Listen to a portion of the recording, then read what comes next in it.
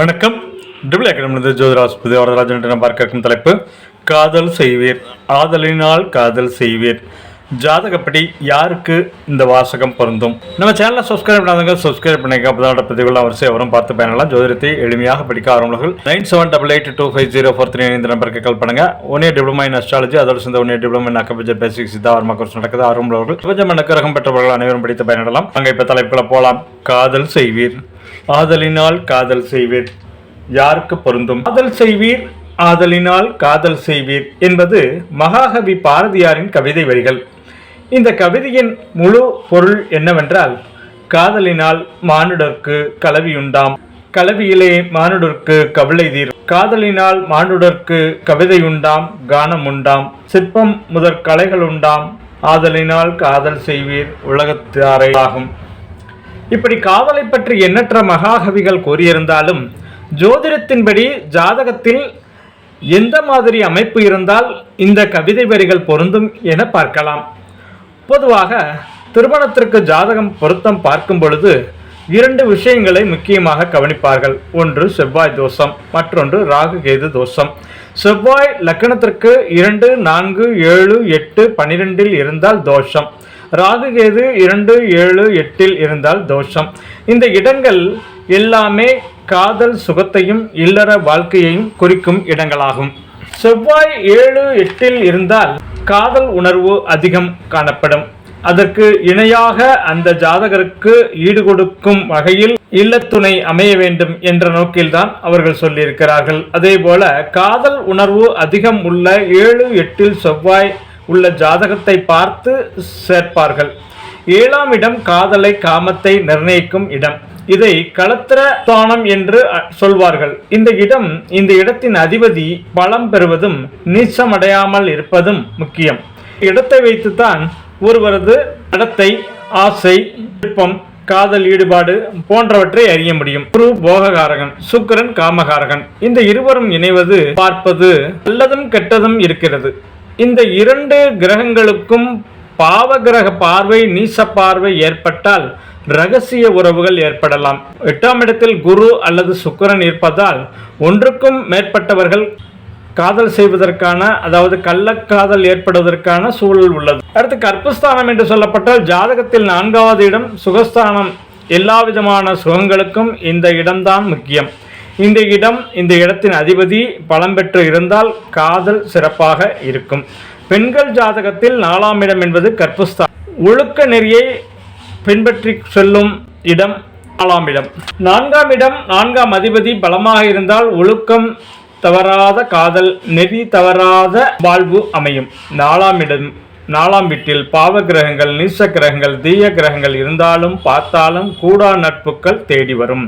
7ஆம் இடமும் நன்னடத்தையும், அதாவது 7ஆம் இடம் காதலை காமத்தை நிர்ணயிக்கும் இடம். இந்த கலஸ்தரஸ்தானம் என்று சொல்வார்கள். இந்த இடத்தின் அதிபதி பலம் பெறுவதும் நீசமடையாமல் இருப்பதும் முக்கியம். இந்த இடத்தை வைத்துத்தான் ஒருவரது நடத்தை, ஆசை, விருப்பம், காதல், ஈடுபாடு போன்றவற்றை அறிய முடியும்.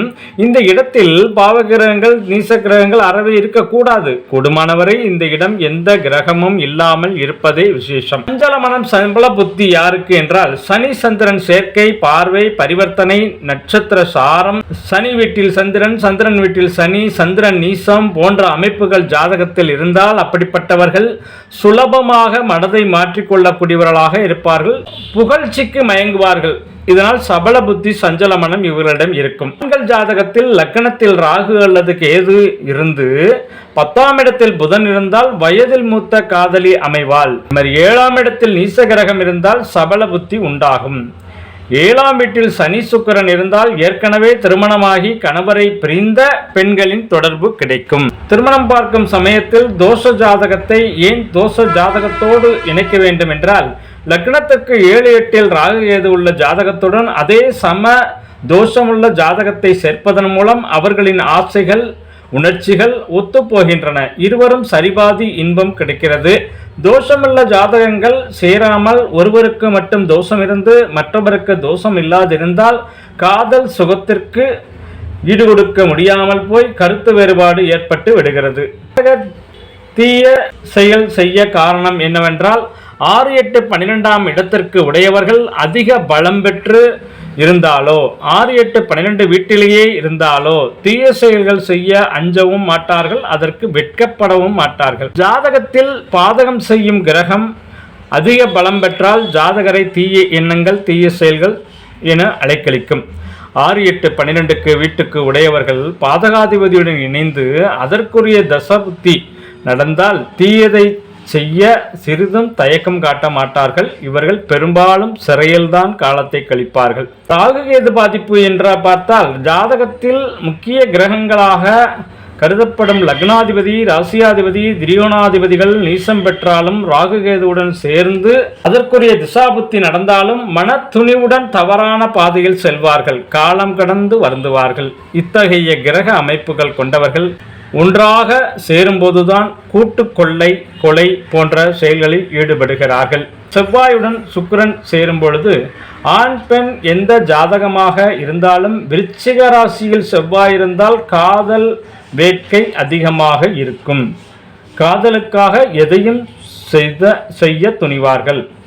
சுக்கிரனும் செவ்வாயும் கூட்டணி சேர்ந்து அமைந்துவிட்டால், விருச்சிகத்தில் அமைந்துவிட்டால் கேட்கவே வேண்டாம். காதல் வேட்கையை தீர்த்து கொள்ள எந்த எல்லை வரை போகவும் தயங்க மாட்டார்கள். தங்கள் ஜாதகங்களில் இந்த கிரக அமைப்புகள் எப்படி இருக்கிறது என்பதை பார்த்து தெரிந்து கொண்டு தங்கள் குழந்தைகள், தங்கள் வீட்டில் இருப்பவர்கள் காதல் செய்வேன், ஆதலினால் காதல் செய்வேன், இந்த மாதிரி பொருந்துகின்ற ஜாதகமாக இருக்கிறது என்பதை பார்த்து கொண்டு அதற்கேற்றமாறு வாழ்வியலில் தங்களை நெறிப்படுத்தி சரியான வாழ்க்கை முறைக்குள் வாழ்ந்து ஆரோக்கியமாக வாழுங்கள், ஆனந்தமாக இருங்கள். வாழ்க வளமுடன், வாழிய பல்லாண்டு. நன்றி.